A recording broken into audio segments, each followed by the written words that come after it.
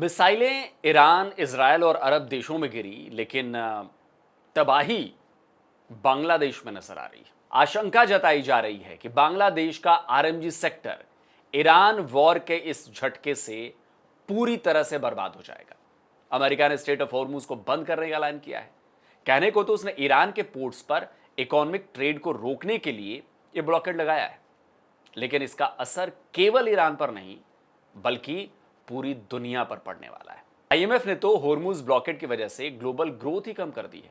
IMF ने मंगलवार को कहा कि इससे जो डेटा उसे दिख रहा है उसे इस साल वैश्विक अर्थव्यवस्था में 3.1% की वृद्धि की उम्मीद है, जबकि 28 फरवरी को ईरान पर अमेरिका और इजराइल के हमले से पहले आईएमएफ ने 3.3% के ग्रोथ रेट का अनुमान जताया था।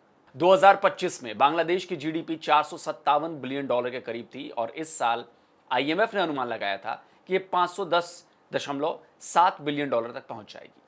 यह अनुमान 4.7% के ग्रोथ रेट के हिसाब से लगाया गया था, लेकिन अब आईएमएफ ने ग्रोथ रेट को कम कर दिया। खबर है बांग्लादेश के रेडीमेड गारमेंट से जुड़ी हुई।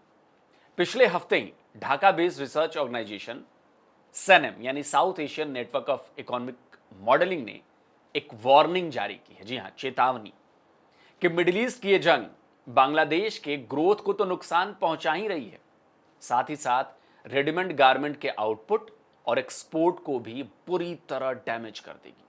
बांग्लादेश के आरएमजी सेक्टर का टोटल प्रोडक्शन कॉस्ट 12% तक बढ़ चुका है।